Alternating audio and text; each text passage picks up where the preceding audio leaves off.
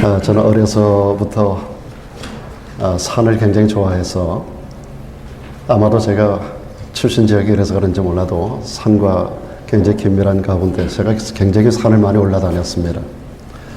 그리고 미국에 와서도 제가 있었던 지역마다 산들이 많이 있었고 그래서 산을 굉장히 즐겨 했었었는데 물론 목회를 하면서 산에 갈 일이 많이 줄어들긴 했습니다만은 여기 텍사스에 와 보다 보니까 우리 살고 있는 지역에 산이 하나도 없어요. 그렇죠? 텍사스가 미국에서 두 번째로 큰 스테이트이긴 하지만은 텍사스도 제가 다 가보지는 않았어요. 그러나 전체적으로 이 주 안에서도 산들을 찾아보기가 참 어렵다. 물론 있기는 있어도 작은 동산 정도고 우리가 한국산 같은 그러한 맛을 느낄 만한 그런 산은 없어서 참 아쉬운 감이 많이 있기는 합니다. 제가 왜 산 이야기를 하는가 하면 우리가 성경을 읽다 보면 산에 관련된 스토리가 굉장히 많이 산과 연결해서 나타나는 그런 이야기들이 많이 있는 걸 볼 수가 있습니다. 그래서 많은 성령의 역사가 그리고 성경의 여러 가지 많은 사건들이 산과 관련해서 나타나고 있는 것들을 많이 볼 수가 있습니다. 첫사람 아담과 하와가 살았던 곳이 바로 에덴 동산이지요. 그리고 여러분 아시는 대로 노아가 전 세계적인 홍수 가운데서 나중에 배가 안착된 곳이 바로 아라랏 산이라고 하는 곳이었었고요. 그리고 모세가 소명을 받은 곳, 그리고 모세가 출애굽하는 가운데서 율법을 받았던 것, 호렙산과 그리고 시내산을 여러분들이 잘 아십니다. 아론은 이후에 호르산에서 죽었고요. 그리고 모세는 비스가산 정상에서 죽음을 맞게 됩니다. 여러분 아시는 대로 엘리야의 그 위대한 기도, 하늘에서 불을 내렸던 그 기도, 이 기도가 바로 갈멜산상에서 있었던 사건인 걸 잘 알고 계십니다. 우리가 예수님에게 적용한다 하더라도 예수님은 변화산에 올라가셔서 그 형체가 변화되는 놀라운 사건들을 제자들에게 보여주었던 사건이 있었잖아요. 주님께서 십자가 못 박아 죽으신 곳이 바로 골고다산, 골고다 언덕이었습니다. 그리고 거기가 바로 갈보리산이라고도 하고요. 그리고 감람산에서 마지막 승천하는 장면을 우리가 성경에서 볼 수 있습니다. 성경에 등장하는 많은 산들이 있는데요. 그 중에서 특별히 영적인 의미를 지니고 있는 그런 산들이 많이 기록되고 있어서 제가 기회가 되는 대로 앞으로 여러분과 함께 이 산들을 함께 등정하는 그런 시간들을 좀 자주 가져볼까 하는 생각을 갖게 됩니다. 제가 생각하기에는 한 30개 정도의 영적인 의미를 가진 산들이 있는데 그 가운데서 제가 준비가 되는 대로 매주마다 연속적으로 했으면 좋겠는데 또 너무 연속하면 좀 그러니까 좀 띄엄띄엄해서 제가 중간중간 연구하고 그렇게 해서 여러분과 더불어 영적인 의미를 가진 산들, 산과 관련된 영적인 놀라운 하나님의 은총들이 있는데 이런 부분들을 함께 나눠보려고 합니다. 그 중으로는 첫 시간으로 여러분들을 에덴 동산으로 좀 모시고 가려고 생각을 합니다. 에덴 동산이 과연 있었던 것이냐? 이게 신화적인 이야기인가? 여러분 성경 창세기 1장 1절로부터 요한계시록 22장 마지막에 기록되고 있는 성경에 1189장이 기록되고 있는데 이 모든 것 가운데 역사성이 없는 것은 하나도 없습니다. 물론 주님께서 이 땅에 오셔서 말씀하신 것 가운데 또 구약 가운데 많은 선지자들을 통해서 우리 하나님께서 예화로 말씀하시고 비유로 말씀하신 경우는 있지만은 성경에 나타나는 모든 이야기들은 전부 다 현장의 이야기들입니다.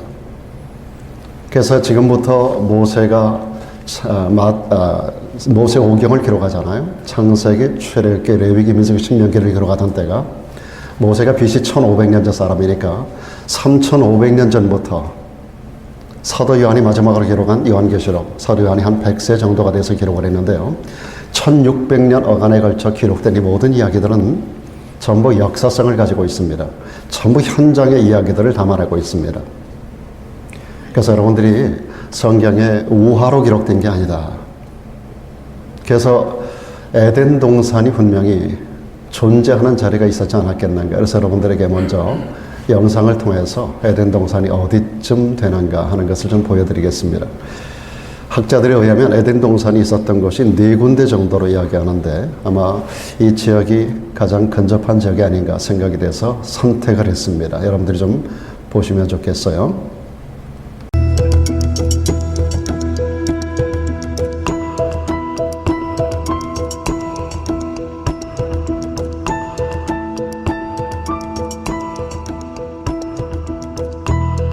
에덴 동산.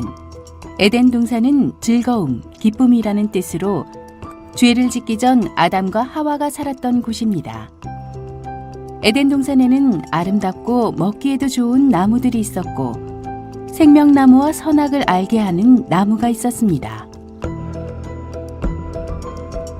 지금의 터키 동쪽 아라랏산 근처에 반호수가 있는데 이 반호수가 있는 지역이 성경의 에덴 동산이었을 것으로 추정하고 있습니다.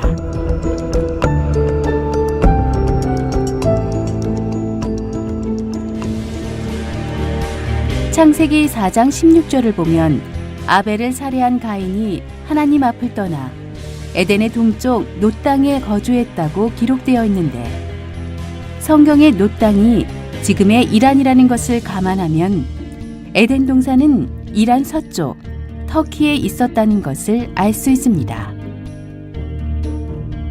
또한 에덴 동산은 티그리스 강과 유프라테스 강 사이에 존재한다는 창세기 기록을 볼 때 이란의 서쪽, 이라크의 유프라테스 강과 티그리스 강 사이에 있었고 이라크 남쪽에 비손강과 기혼강이 존재했던 곳에 있었던 것으로 추정하고 있습니다.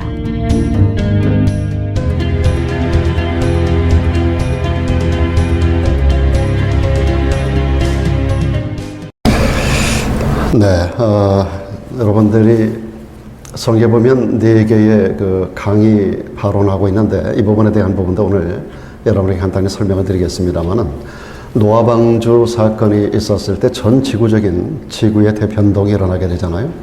하늘의 창들이 열려서 하늘의 모든 물질이 다 쏟아져 내려오고 땅 밑에 모든 샘의 근원이 다 터져서 올라오는 가운데서 지구가 전부 갈라지는 그런 역사가 이루어지게 되는데 실제로 오늘 우리가 지금 6대주를 이야기하는 것은 노아 방주 사건 이후에 형성된 지형의 모습이라고 여러분들이 이해하시면 될 것입니다. 자, 중요한 것은 하나님께서 사람을 만드시는데 사람을 만들기 전에 먼저 에덴 동산을 창설하셨습니다. 그리고 그곳에 사람을 만들어 놓으셨어요. 여러분 창세기 1장 가운데 보면 6일에 걸치는 창조 가운데 우리 인간 창조를 제일 마지막에 이루셨어요. 창세기 2장 7절과 19절에 와서 하나님께서 우리 인간 창조와 동물 창조를 그 이후에 흙으로 사람을 만드시고 흙으로 모든 동물을 만드는 장면을 볼 수가 있습니다. 중요한 것은 에덴 동산이 우리 인간이 살기 전에 먼저 만들어진 곳이고 그곳에 하나님께서 사람을 만들어 놓으셨습니다.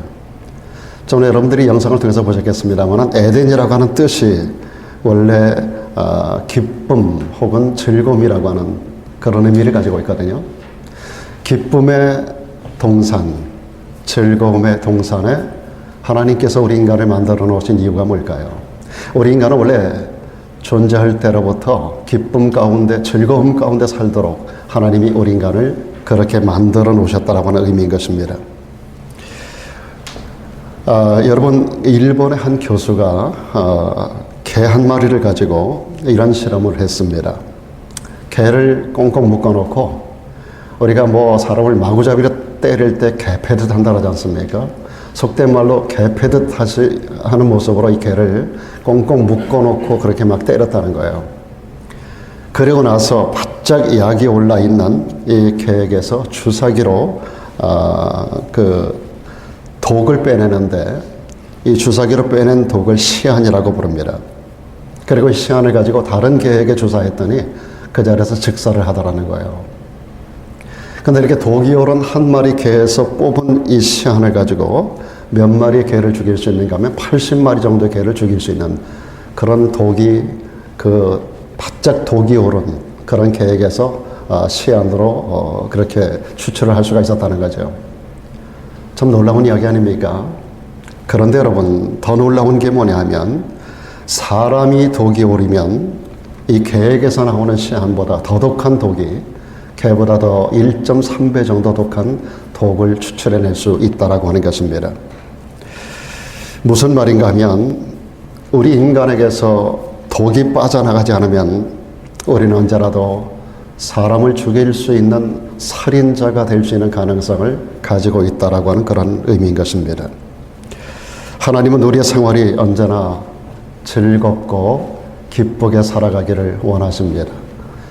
오늘 이 말씀을 듣는 저와도 여러분도 이 에덴 동산을 접하면서 에덴 동산을 원래 창설하신 하나님의 의도하신 목적대로 하나님께서 여러분의 가정을 세우시고 여러분을 오늘 이 땅 가운데 존재케 하신 그 하나님의 본래적인 의로 인간을 만드시고 인간으로 하여금 본래 누리기를 원하셨던 것은 기쁨이었었고 즐거움이었었다는 사실을 기억하면서 오늘 이 말씀 듣는 여러분들에게 여러분의 가정 가운데 여러분이 걸어가는 모든 인생의 걸음 가운데 하나님의 기쁨과 즐거움으로 충만하기를 주님의 이름으로 축원합니다.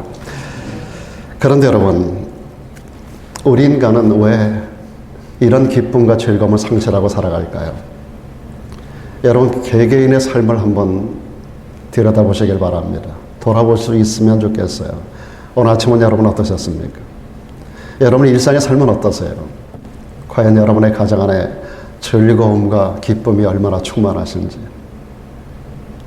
대다수의 경우 우리가 예스라고 대답하기가 참 어려운 보다 파지티브한 것보다는 네거티브한 모습들로 우리가 이 땅을 살아가고 있지 않는가라고 하는 것을 우리가 생각해 볼 때 어떻게 해서 그렇게 되었는가? 다른 거 아닙니다. 기쁨의 동산, 즐거움의 동산, 에덴을 우리 인간이 상실했기 때문에 그렇습니다. 그래서 우리 인간에게 주어진 가장 중요한 인생의 목표는 에덴을 회복하는 것이 되어야만 된다라고 하는 겁니다. 오늘 분명한 사실은 하나님께서 우리를 만들어 놓으신 분명한 이유, 그리고 우리의 삶 전체를 기쁨과 즐거움 가운데 하나님의 영광을 드러내기 원하시는 하나님의 본래 의도를 우리가 이 에덴 동산이라고 하는 주제 앞에서 다시 한번 생각해 보는 자리가 되면 좋겠습니다. 에덴 동산은 몇 가지 특징을 가지고 있는데요. 에덴 동산은 원래 하나님이 디자인하신 거예요. 하나님이 구상하시고 하나님께서 에덴 동산을 창설하셨습니다. 그런데 아이러니컬한 사건은 뭐냐면 인간이 범죄하기 전에 그 에덴 동산에 사단이 존재하고 있었다는 겁니다. 아담과 하와가 만들어지기 전에 여러분 사탄의 존재 근원을 에스겔 28장과 이사야 14장이 밝히고 있는데요. 먼저 하나님께서 영적인 존재들을 먼저 만들어 놓으셨어요. 우리 인간을 만들기 전에. 그런 가운데 타락한 사단 존재가 이사야 14장과 에스겔 28장 가운데 이 땅으로 내려 쫓긴단 말이죠. 그리고 하나님께서 만들어 놓으신 이 아름다운 동산에 그가 먼저 그 땅 가운데 존재하고 있었던 거예요. 아이러니컬한 사건 아닙니까?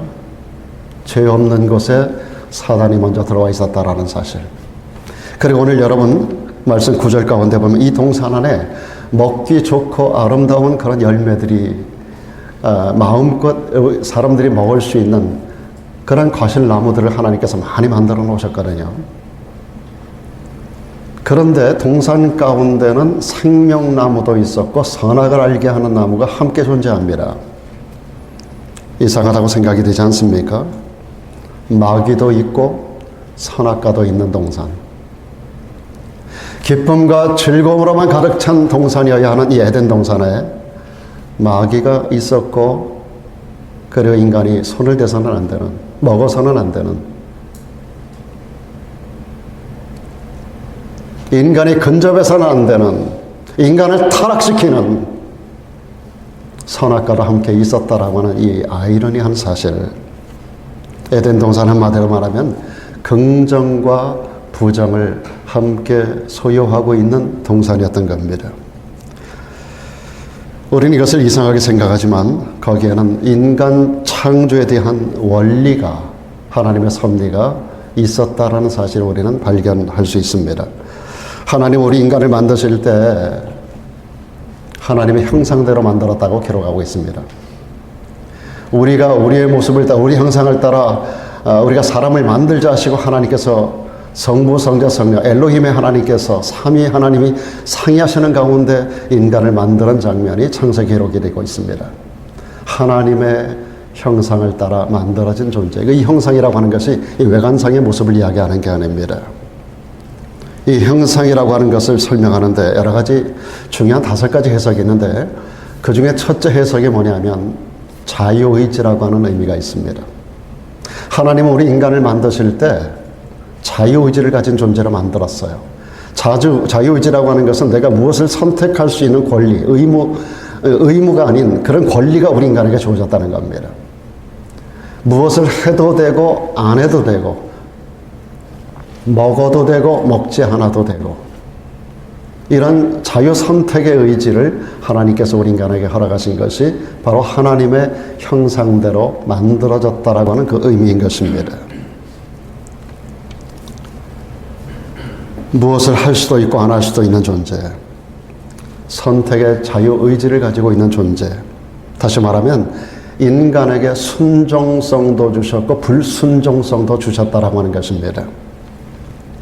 그런데 여러분, 만일 우리에게 순종성 하나만 주신다면 우리는 인간일 수 없습니다. 기계, 로봇에 지나지 않습니다. 하나님 우리 인간을 로봇으로 만들지 않았어요. 자유의지를 가진 하나님을 닮은 그런 존재로 만들어 놓으셨던 것입니다. 그러므로 우리 인간은 순종성을 사용할 수도 있고 불순종성을 사용할 수도 있습니다. 순종성을 사용하는 것이 성경이 말하는 믿음이고 불순종성을 사용하는 것이 성경이 말하고 있는 뭘까요? 불신앙인 것입니다. 아담과 하와는 보기 아름답고 먹기에 좋은 수많은 긍정적인 열매가 이 동산 안에 가득가득 있었음에도 불구하고 유독 단 하나의 부정적인 열매를 선택했습니다. 그리고 나서 그 결과를 남의 탓으로 돌리는 거예요. 이 여자 때문에. 그냥 여자 때문이라고 하지 않았어요. 하나님이 주신 여자예요. 그러니까 하나님 탓을 하는 거예요. 그리고 여자는 뱀 탓을 합니다. 좋으신 하나님은 우리 앞에 수많은 긍정과 부정을 함께 준비해 놓으시고 우리에게 선택할 수 있는 자유의지를 주셨습니다. 하나님은 이렇게 말씀하십니다. 내가 오늘날 천지를 불러 너희에게 증거를 삼노라. 내가 생명과 사망과 복과 저주를 너희 앞에 디스플레이 해놓는데 오늘 너는 너와 너의 자손이 살기 위하여 생명을 택하라고 말씀하셨습니다. 우리 하나님께서 우리 앞에 많은 것들을 이렇게 펼쳐놓으시고 우리에게 선택하라고 말씀하셨어요. 우리 인간을 로봇으로 만들지 않고 하나님의 형상을 따라 자유의지를 주신 하나님께서 우리 앞에 여러 가지를 펼쳐놓으시고 오늘날 너희가 살기 위하여 생명을 택하라고 말씀하셨습니다. 그런데 사실은 부정적인 것은 많지가 않습니다. 에덴 동산이 그랬던 것처럼 부정적인 것은 많지 않았잖아요. 선악과 하나밖에 없었잖아요. 그리고 대부분의 모든 것들은 전부 긍정적인 것들이었었습니다. 그래서 우리 인간은 유독 그 한 가지를 선택을 한 거잖아요. 우리는 우리 앞에 축복된 길이 많이 있음에도 불구하고 굳이 저주받는 죄악된 길, 잘못된 길, 하나밖에 없는 길, 그 길을 걸어가는 어리석은 자가 되어 살아가는 그런 존재가 우리 인간의 모습 아닙니까? 여러분 어떻습니까? 우리나라 욕 가운데 이런 욕이 있습니다. 떨어지는 벼락을 쫓아가서 맞을 놈, 그런 욕이 있어요.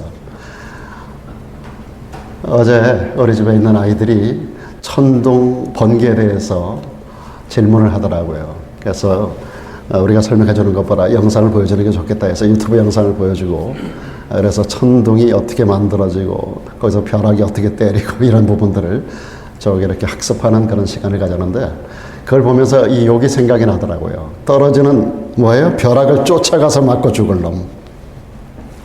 아담과 하와가 그랬습니다. 하고 많은 좋은 열매가 많음에도 불구하고 떨어지는 벼락 하나에 쫓아가서 맞고 죽는 결과를 가져왔던 것입니다.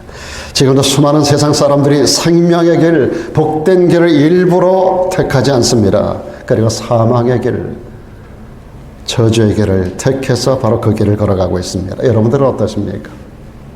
여러분들은 어떤 길을 걷고 계십니까? 뿐만 아니라 에덴 동산은 4개의 강이 흘러나오는 발원지였었습니다. 오늘 말씀 여러분 10절 가운데 보시면 이런 말씀이 있습니다. 강이 에덴에서 발원, 거기서 파운틴 하는 거예요. 이 에덴에서 시작이 돼가지고 동산을 적시고 거기서부터 갈라져 4 근원이 되었다고 기록하고 있습니다. 여기 보니까 첫 번째 강의 이름이 계속되는 말씀 보면 비손강이라고 나와 있습니다. 비손이라고 하는 뜻은 풍부하게 넘친다라고 하는 의미를 가지고 있습니다. 그리고 부유하다는 의미가 있고 넓게 퍼져나간다라고 하는 의미를 가진 것이 바로 비손이라는 의미입니다. 하나님이 계신 곳에는 언제나 부유함이 있고요. 번성하는 역사가 일어나는 줄로 믿습니다. 여러분, 베드로가 밤새도록 힘이 맞도록 물고기를 잡았지만 한 마리도 잡지 못합니다. 온몸에 기운이 다 빠지고 그물을 걷어올리고 철수하는 그 순간에 주님을 만납니다. 주님 찾아오시는 그 주님, I found it가 아니라 He found me. 그분이 찾아오셔서 그분께서 베드로에게 명령합니다. 깊은 데로 가서, 혹은 요한복음 마지막 부분에 보면 배 오른편에, 성경에 2번에 걸쳐서 이런 사건이 기록되고 있잖아요. 초창기 베드로가 주님의 콜링 앞에 섰을 때 그 현장 가운데서 깊은 데서 가서 그물을 내려 고기를 잡으라고 하는 명령이 있었고, 그래서 잡아 끌어올릴 때 2배에 가득 찰 정도로 많은 물고기가 잡히는 역사가 있었고, 주님이 부활하신 다음에 베드로가 6명의 다른 친구들을 충동해서 갈릴리로 가서 물고기를 잡을 때도 그날 밤에 허탈한 모습으로 한 마리 잡지 못하고 돌아보는 순간, 뭇가에 거의 다다랐을 때 뭇가에서 주님께서 명령하셨던 겁니다. 그 자리에서 배 오른편에 그물을 내리라는 거예요. 밤새도록 한 마리 잡지 못했던 그물에 푸득거리는 감각이 느껴지는데, 끌어올려 보니까 153마리의 큰 물고기를 잡았다고 하는 기록이 기록되어 있습니다. 2번에 걸쳐서 베드로는 이런 놀라운 기적을 체험하게 됩니다. 사랑 여러분, 주님이 역사하는 곳에, 주님과 함께하는 곳에, 주님을 떠났을 때는 그들에게는 빈 그물밖에 없었지만 찾아오신 주님을 배에 모셨을 때, 찾아오신 주님의 말씀 가운데 그 명령에 순종했을 때 그들은 그물이 찢어질 정도의 많은 고기를 잡았고, 친구를 오라 하여 2배의 고기를 나눠서 실었는데 배가 2배가 잠길 정도로 그렇게 잡는 놀라운 역사를 경험하게 됩니다. 사랑하는 여러분, 우리 심령 속에 하나님의 부요가 풍성하게 흘러넘치는 이 비손이 흐르기를 주의 이름으로 축원합니다. 여러분의 가정마다 비손이 넘치기를 축복합니다. 여러분의 직장과 사업장마다 비손강이 흐르기를 축원합니다. 근래 들어서 굉장히 더운 날씨가 계속 연속되고 있습니다. 미국 동북부 지역에는 홍수가 나고요. 우리 살고 있는 이 미국 남부 지역, 특별히 텍사스 이 지역이 굉장히 무덥습니다. 매일같이 105도 정도를 상회하고 있는 이런 날씨가 연속되다 보니까 다운타운에서 사업하는 분이 대부분인 우리 성도님들 얼마나 많은 어려움을 당하는지 알 수 없어요. 제가 나가보면 그 스트리트 파킹을 하는데 파킹하는 장소가 텅텅 비어 있어요. 걸어다니는 사람들이 별로 없어요. 누가 나오겠어요, 일부러.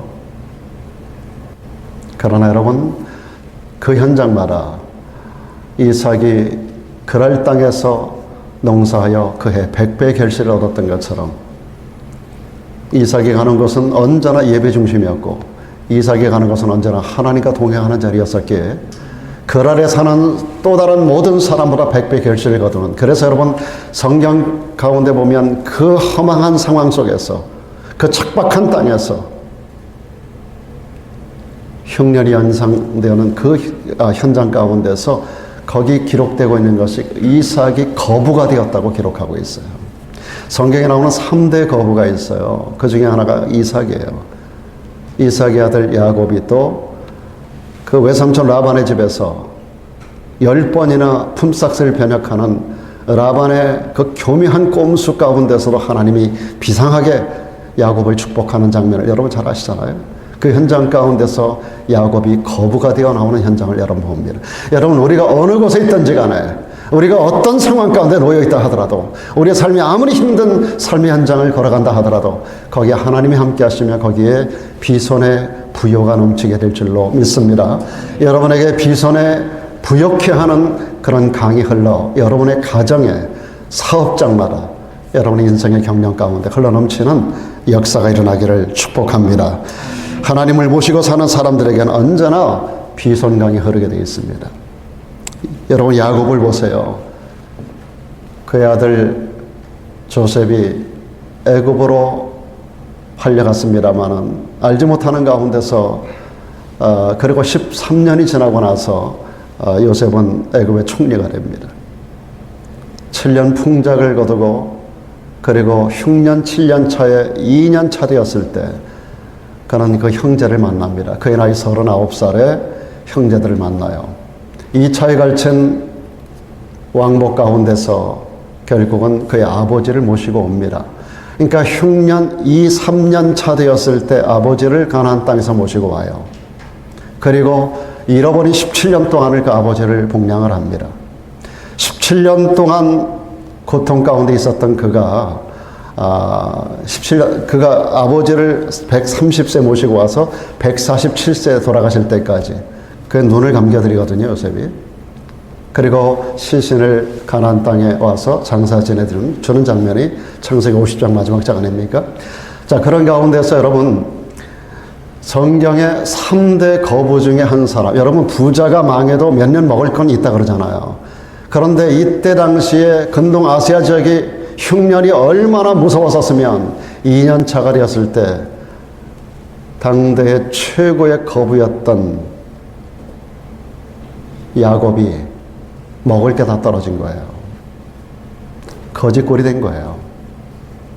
결국 2, 3년 차 되었을 때 먹을 것이 동나는 상황 속에서 그는 자기의 11번째 아들이었던 요셉에 의해서 애굽으로 모든 식소를 이끌고 이주를 하게 됩니다.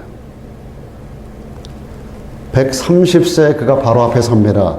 그의 모습은 노인이었었고 거부였지만 그러나 지금은 거지꼴입니다.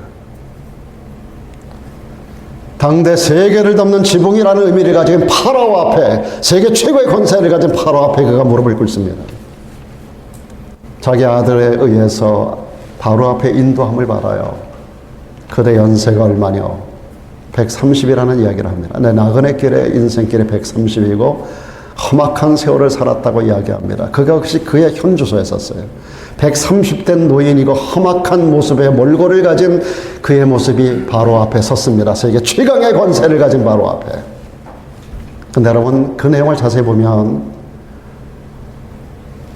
야곱이 바로를 축복하는 장면이 나와요. 2번에 걸쳐서. 사랑 여러분, 우리가 어떤 상황 가운데 있다 하더라도 주님과 함께하는 자는 우리 가운데 비손강이 흐르기 때문에 우리는 사람을 축복할 수 있는 넉넉함이 우리 가운데 생겨나게 되는 것을 믿으시기를 바랍니다. 하나님을 믿고 따르는 이에게는 어느 상황 속에서도 부유한 비손강이 흐르게 되어 있습니다. 2번째 강이 기혼강입니다. 기혼이라는 의미는 은혜라는 뜻이 있고 또 하나는 내어 뿜는다는 의미를 가지고 있습니다. 은혜를 내뿜는다는 뜻을 가지고 있어요. 에덴 동산에는 은혜가 뿜어나오는 것입니다. 흘러넘치는 것입니다. 은혜라고 하는 의미가 뭡니까? 은혜는 기프트 아니에요. 값없이 주어지는 것이 은혜입니다. 우리에게 값없이 주시는 하나님의 은혜가 우리에게 넘치고 있지 않습니까? 언제나 은혜가 넘치는 곳이 있다면 얼마나 푸근하고 얼마나 좋을까요? 우리가 사는 곳마다 은혜의 기혼강이 넘치기를 주의 이름으로 축원합니다. 세 번째 이어서 강이 또 하나 바로 나는 게 히데겔 강입니다. 히데겔이라는 의미는 결실이라는 뜻을 가지고 있습니다. 에덴 동산에는 각종 아름답고 먹기 좋은 실과들로 가득 결실이 가득한 곳이었습니다. 여러분이 사는 곳마다 결실이 가득한 그러한 가정들, 사업장, 인생의 모든 경영이 이루어지기를 주의 이름으로 축원합니다. 또 하나의 강이 유브라데 강입니다. 유브라데라고 하는 의미는 능력이라는 의미를 가지고 있습니다. 우리가 하나님 안에 살면 언제든지 능력 있는 삶을 살게 되는 줄로 믿습니다. 우리가 하나님 안에 산다는 것은 성령의 임재가 우리 가운데 있다는 겁니다. 우리 안에 하나님의 성령이 임하는 것을 믿으시길 바랍니다. 예수를 믿는다는 것은 성령을 통한 고백이 선행될 때 이루어지는 현장이에요. 성경은 말씀합니다. 오직 성령이 너희에게 임하시면 너희가 권능을 받는다고 했어요. 여러분들이 적어도 권능 있는 자인 것을 아셔야 돼요. 마귀 역사에 눌려서는 안 됩니다. 예수 이름으로 여러분 안에 주어지는 성령의 권능을 사용할 수가 있어야 되는 것입니다. 사랑하는 여러분, 사도 바울이 고린도전서 4장 20절에서 하나님의 나라는 말에 있지 않고 오직 능력이 있다고 말씀하셨어요. 우리가 하나님의 나라에 속한 자가 아닙니까? 우리는 신성성을 가지고 있는 존재들입니다. 우리는 신이라 불려지는 존재들이에요. 사랑하는 여러분, 여러분 모두에게 성령이 충만한, 신기가 충만한, 성령의 신기가 충만한 그런 악한 사단의 역사가 여러분에게 패배하는, 여러분이 날마다 승리하는 삶을 살아갈 수 있는 능력 있는 존재인 걸 믿으시길 바랍니다. 살펴본 대로 4개 강이 흐르는 이렇게 좋은 에덴 동산을 마귀의 꼬임에 빠져서 아담과 하와가 망쳐놓고 말았고요. 내어 쫓기고 말았습니다. 그래서 그 후손된 모든 인류는 낙원을 상실한 신락원의 존재가 되어버리고 말았던 것이죠. 그러면 어떻게 이 신락원을 복원시킬 수 있을까? 이것이 우리 인간에게 주어진 가장 큰 과제입니다. 잃어버린 낙원을 어떻게 낙원을 어떻게 회복할 것인가? 신락원을 어떻게 복락원으로 만들 것인가? 미국의 한 고속도로에서 이런 일이 있었습니다. 교통사고가 크게 일어났는데 경찰이 현장 조사를 나갔어요.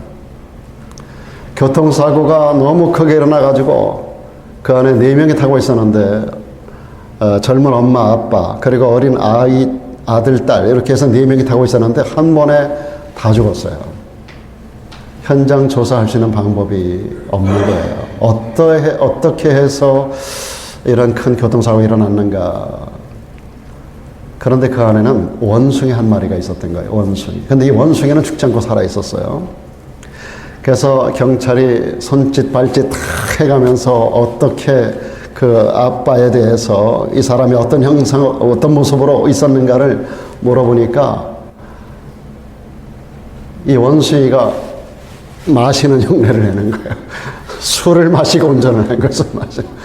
그 다음에 그 죽은 엄마에 대한 것을 물어보니까 그 어머니 옆에서 막 화를 내고 막 이렇게 하는, 우리가 백시트 드라이버라고 하잖아요. 뒤에서 옆에서 잔소리하는, 운전할 때 옆에서 잔소리하는 백시트 드라이버. 그러니까 술을 마시는 남편을 옆에서 막 바가지 긁는 와이프. 죽은 아이들에 대한 것을 물어봤더니 이런 흉내를 내는 거예요. 서로 싸우는 흉내를 내는 거예요. 그 좁은 공간 안에서 온 세상 모든 사람들의 모습을 그대로 다 담아내고 있는 거예요. 술에 취한 인간, 서로 간의 다툼과 싸움 가운데 살아가는 우리 인간, 그 모습이 그 작은 자동차 안에 그대로 담겨있는 전체적인 사고 원인을 거의 짐작할 수 있는 상황을 말씀드리는 것입니다. 지금 우리는 영적으로나 육체적으로 대단히 혼란스럽고 무질서한 세상을 살아가고 있는 것을 이 사고 현장이 우리들의 모습으로 세상에 일그러진 그 모습을 그대로 보여주고 있습니다. 세상은 점차 깊은 죄악으로 빠져들어가고 있고요. 그래서 주님 다시 오실 날이 임박한 시대, 1 minute left, 그야말로 역사의 마지막 1분 전의 시대를 우리는 지금 살아가고 있는 것입니다. 이런 세상에서 우리는 어떻게 해야 태초에 하나님이 허락하셨던 기쁨과 즐거움의 동산, 이 아름다운 에덴을 다시 회복할 수 있겠는가? 무엇보다 먼저 영을 회복하지 않으면 안 됩니다. 인간이 선악과를 따먹음으로 영이 죽게 되었습니다. 그러므로 죽은 영을 다시 살려내지 않으면 안 되는 겁니다. 영의 죽음이라고 하는 것은 하나님과의 분리를 말하는 겁니다. 우리 몸이 죽는 것은 음식과 분리되면 우리 몸이 죽는 것처럼 하나님과 분리되면 우리 영혼이 죽는 거예요. 그러므로 영이 다시 사는 것은 하나님과의 화목이라고 하는 것이 주어지지 않으면 우리 영이 살아날 수가 없는 겁니다. 성경은 말씀합니다. 사랑은 여기 있으니 우리가 하나님을 사랑한 것이 아니요 오직 하나님이 우리를 사랑하사 우리의 죄를 위하여 화목제로 화목제물로 그 아들 독생자 예수 그리스도를 우리들에게 보내셨음이라고 말씀하고 있습니다. 여러분, 주님이 이 땅에 오신 것은 인간과 불화한 우리 인간, 하나님과 분리되어 영이 죽어 있는 우리 인간을 하나님과 다시 연결하기 위하여 하늘과 땅, 인간의 하나님, 하늘의 하나님과 땅의 인간을 연결하기 위한 거룩한 사닥다리가 되기 위해서 우리 주님이 이 땅에 오신 거예요. 그 가운데 제물되어 십자가에 죽으신 예수 그리스도, 그분이 바로 희생제물, 화목제물이 되신 겁니다. 레위기에 보면 5대 제사법이 나와요. 그 중에 하나가 화목제가 있습니다. 우리 인간이 범죄했을 때 하나님과 다시 화목을 위해서 그 가운데 짐승이 죽지 않으면 화목해질 수가 없는 겁니다.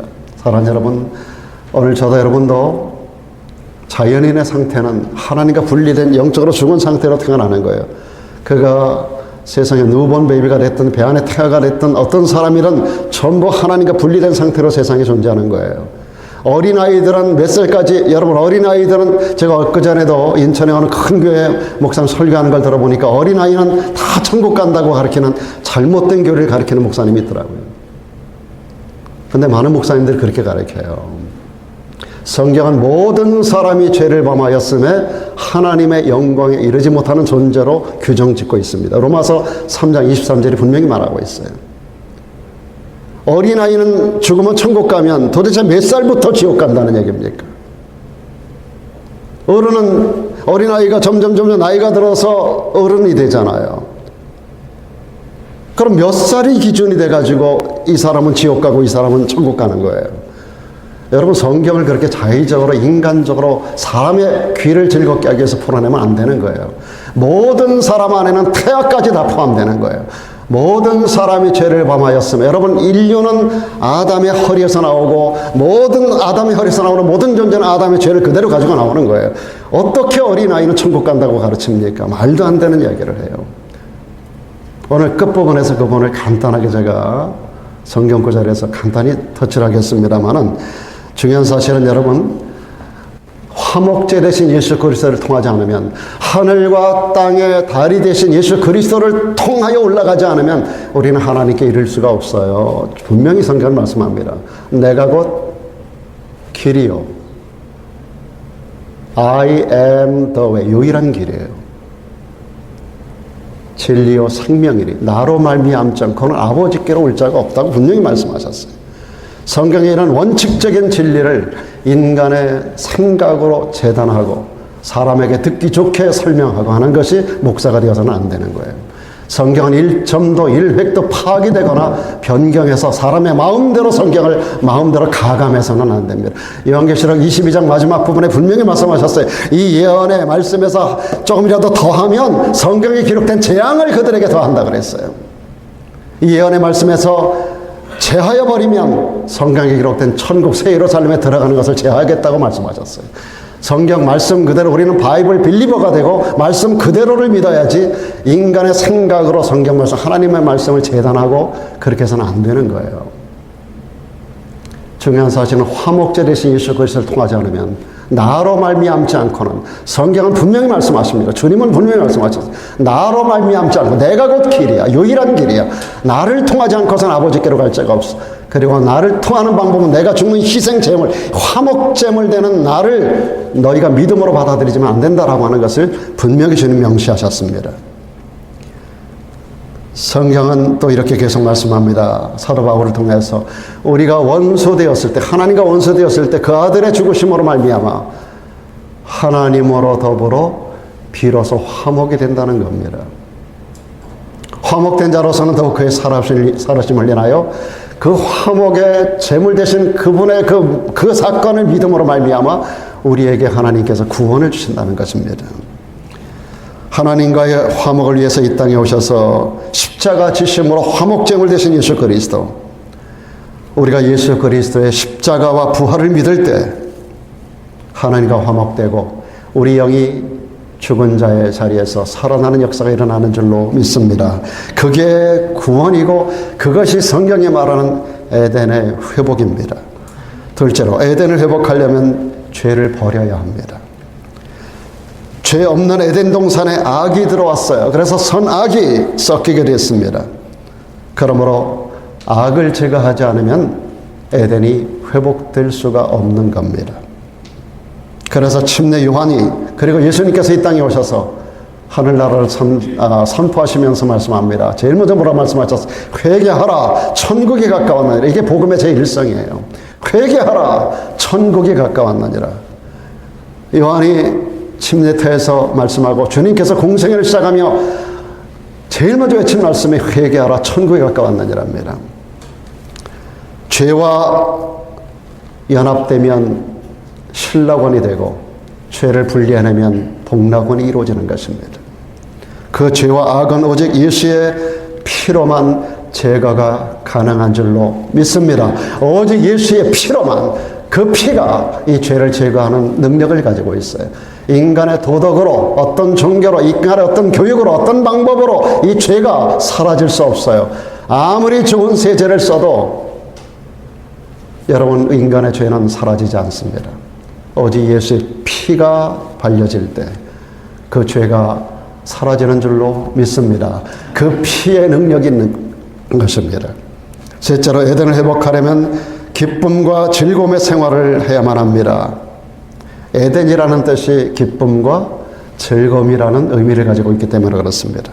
그러므로 예수 그리스도를 믿는 믿음 안에서 믿음과 소망과 사랑을 가지고 기쁨과 즐거움의 생활을 하다 보면 우리의 삶 속에 에덴의 그 아름다움이 회복이 되는 것입니다. 그래서 사도 바울은 자신이 그렇게 살았을 뿐 아니라 그를 알았던 모든 사람들에게 그는 옥중에서, 감옥에서, 목이 절도되는 그 현장 직전 가운데서 편지를 씁니다. 그의 사랑하는 모든 사람들에게 내가 너에게 말하노니 기뻐하라. 내가 다시 말하노니 기뻐하라. 주 안에서 항상 기뻐하라. 내가 다시 말하노니 기뻐하라. 너무 사람들에게 기쁨이 없어요. 기쁜 삶 자체를 살아가지를 않아요. 그러다 보니까 바울은 계속해서 반복해서 강조합니다. 내가 주 안에서 너희에게 권면하는데 너희가 주 안에서 항상 기뻐해야 돼. 근데 말이야, 너희가 안 기뻐. 그래서 내가 다시 말하는데 기뻐하라. 우리 인간은요, 웃을 수 있는 많은 근육들이 있어요. 이걸 우리가 웃을 수 있는 상황이 아니라도 일부러라도 웃으면 그 근육들이 움직입니다. 그래서 우리 온몸의 건강과 기능들이 회복이 된다는 거예요. 여러분들이 항상 기뻐하는 그런 사람, 기뻐야지 기뻐하지, 기쁜 일이 있어야 기뻐하지, 뭐 이런 말을 많이 해요. 좋은 일이 있어야 기뻐하지. 안 그래요. 제 아내가 웃음 치료사입니다.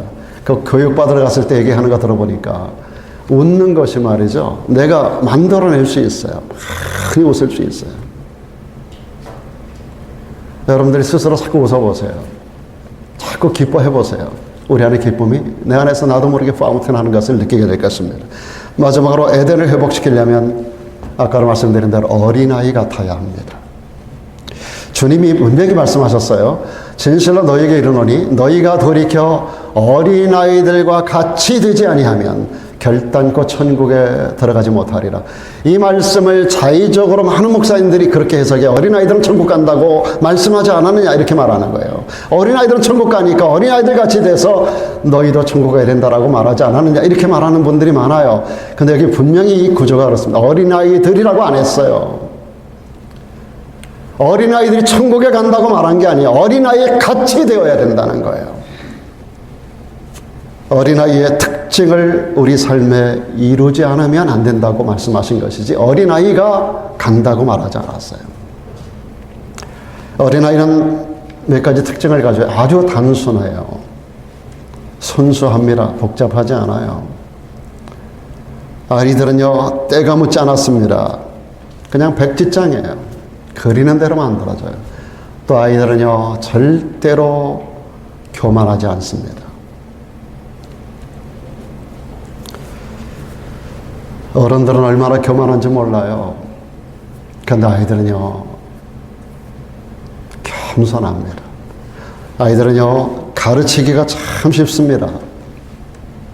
가르치는 대로 받아들여요. 오늘날의 미국의 교육이 자꾸 타락한 쪽으로 가다 보니까 미국 교육에 지금 많은 문제점이 있어서 굉장히 많은 우려가 있습니다만은 어린아이들은 가르치는 대로 만들어집니다. 그대로 받아들이고 그냥 스펀지처럼 그냥 받아들이는 거예요. 그리고 어린아이들의 특징 중에 하나가 뭐냐면 순종적입니다. 근데 어른들은요, 왜 이렇게 묻고 따지는 게 많은지 몰라요. 의심도 많이 하고, 아이들은 의심하지 않아요. 이런 특징들을 가진 자가 천국에 간다는 것을 말씀해 주고 있는 거예요. 불순종으로 낙원을 상실한 우리 인간은 잃어버린 낙원, 에덴을 회복해야 하는 최대의 과제를 안고 살아가고 있습니다.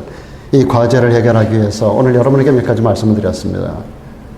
예수 그리스도를 믿음으로 그분을 통해서 우리 죽은 영이 살아나야만 합니다.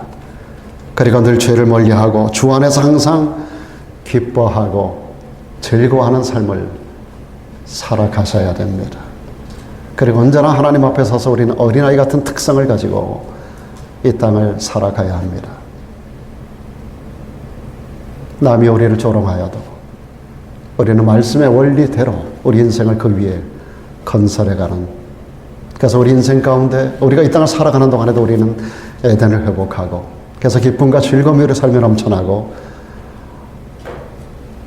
새로운 에덴인 천국의 주인공들로 우리가 들어가게 되기를 주님의 이름으로 축복합니다. 기도하겠습니다.